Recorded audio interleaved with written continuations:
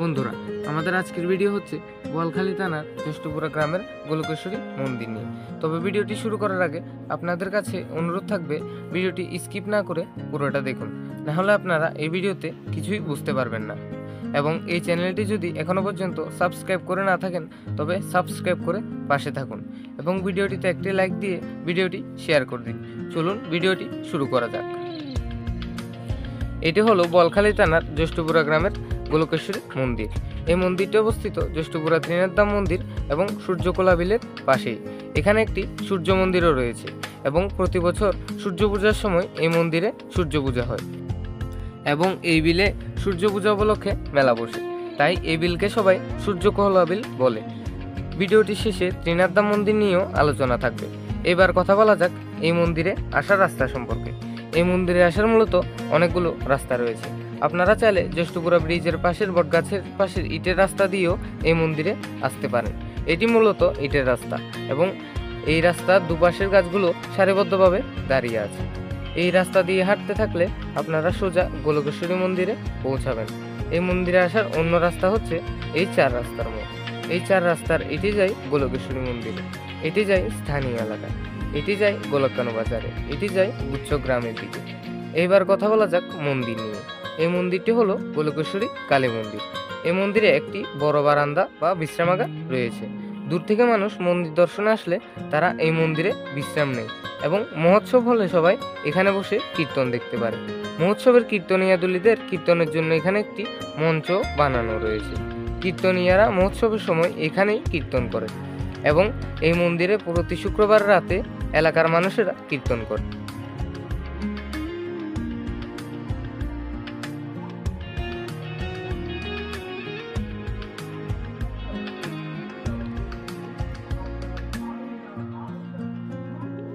এই মন্দিরের অধীনে একটি রাধাকান্তজি মন্দির বা রাধাকৃষ্ণ মন্দিরও রয়েছে। এই রাধাকৃষ্ণ মন্দিরটি এই মন্দিরের পাশেই।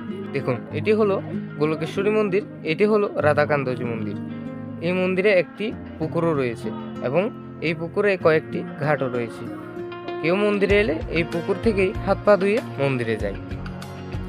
এই মন্দিরের পাশে অবস্থিত রাধাকৃষ্ণ মন্দিরে একটি শাপলা চূড়া থাকলেও এই মন্দিরের উপরে কোনো চূড়া ছিল না, তাই বর্তমান মন্দিরের পেছন দিকে চূড়াওয়ালা একটি মন্দির নির্মাণ হচ্ছে।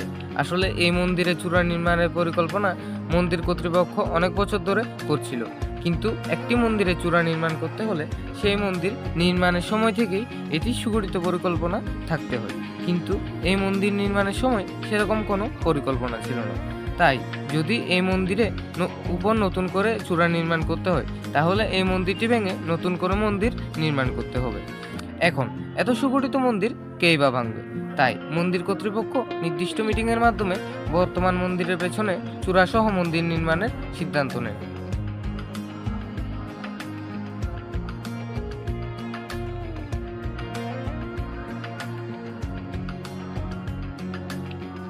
এবং বর্তমান মন্দির আগের মতোই থাকবে, শুধু প্রতিমা বা বিগ্রহগুলো নতুন মন্দিরে প্রতিস্থাপন করা হবে।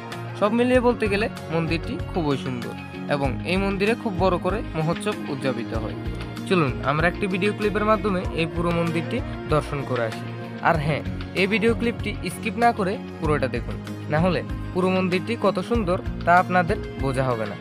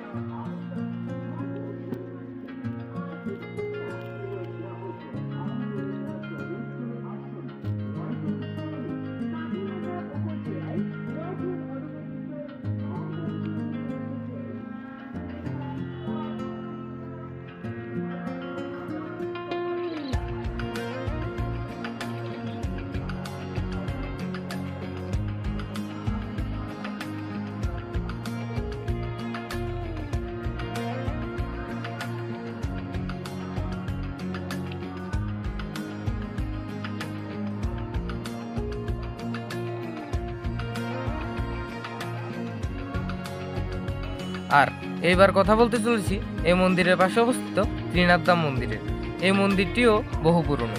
এই মন্দিরটি আগে ছিল পাহাড়ে, কিন্তু অনেক দূরে হওয়ায় পূজারী এখানে প্রতিনিয়ত যেতে পারতো না, আর গেলেও যেতে অনেক সমস্যার সম্মুখীন হতে হতো।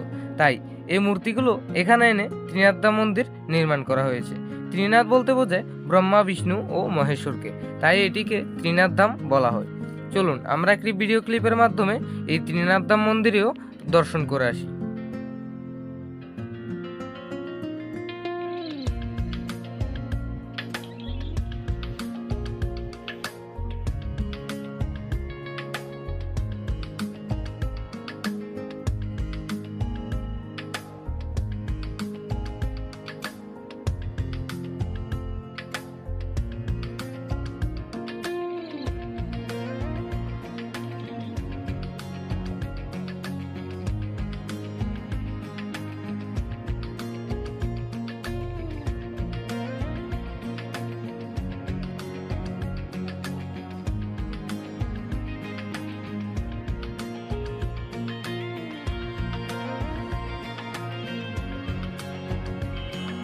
তাই জ্যৈষ্ঠপুরা ও এর পাশের গ্রামগুলোর গর্ব হিসেবে এই মন্দির অবস্থিত। আর আপনাদের বলে রাখি, একটি ভিডিও বানাতে অনেক কষ্ট হয় এবং এই ফুটেজগুলো কালেকশন করতে আমাদের অনেকবার এই মন্দিরে যেতে হয়েছে। তাই ভিডিওটি ভালো লেগে থাকলে অবশ্যই লাইক, কমেন্ট এবং শেয়ার করে দিন এবং কমেন্টে জয় গোলকেশ্বরী মন্দির লিখে দিন। আর যদি আপনি জ্যৈষ্ঠপুরা থেকে ভিডিওটি দেখে থাকেন তবে কমেন্টে লিখে দিন গোলকেশ্বরী মন্দির আমাদের গর্ব। বন্ধুরা, আজকের ভিডিও এই পর্যন্ত। দেখা হচ্ছে পরবর্তী ভিডিওতে। ততক্ষণের জন্য সবাই ভালো থাকবেন, সুস্থ থাকবেন। ধন্যবাদ।